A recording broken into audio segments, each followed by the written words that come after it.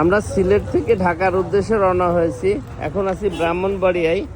তো ব্রাহ্মণবাড়িয়ার রাস্তার ধারে এই যে বাতের বেশ কয়েকটা দোকান পাশাপাশি আছে। এখানে এই যে বাঁশের, এইগুলো বাঁশের না মামা?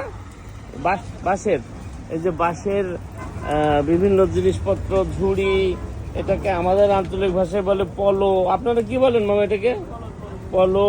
তারপরে এটাকে আমরা বলি মাথাল, মামারা বলছেন মাথার ছাতা, মুরগির খাঁচা, তারপরে এই যে ঝুড়ি, ওইখানে ওই যে ভাইরা তৈরি করছেন, এটা বেতের, এইগুলো বেত দিয়ে তৈরি হচ্ছে। তো এই যে বেত দিয়ে ঝুড়ি তৈরি হচ্ছে। আরো এই যে আরো বিভিন্ন পাখা আছে সুন্দর।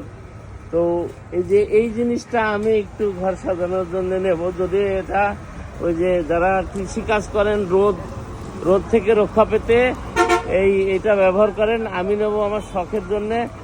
এটা কত দিতে হবে মামা? 150 টাকা দিলে হবে না? 150 টাকা দিয়ে আমি এই মাথালটা নিচ্ছি।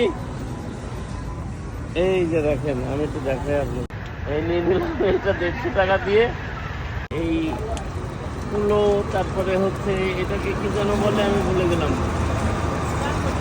চালনি, কুলো, চালনি। এটা হচ্ছে মাছ রাখার জন্য, মাছ ধরে। এটা কি বলেন আপনারা? টুলা, ঢুলা। আচ্ছা, তো এরকম অনেক জিনিস আছে। যাই হোক, আপনাদের গাড়ি দাঁড়িয়ে আছে, আমি এখন রওনা হয়ে যাব দামটা দিয়ে। এই যে দেখছেন পুরা দোকান জুড়ে শুধু এই যে বাঁশ আর বেচার জিনিসপত্রই।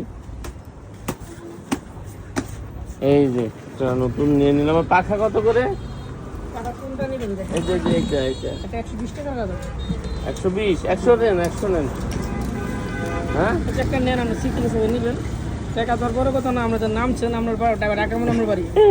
আমার বাড়ি না ঢাকায়ও না, থাকি ঢাকায়, আমার বাড়ি ঢাকায় না। বাহ, পাখাটাও সুন্দর। আমি এই পাখা আর এই যে এই মাথার, এই দুটো নিলাম হচ্ছে একটা কত মামা হলো আমার টোটাল?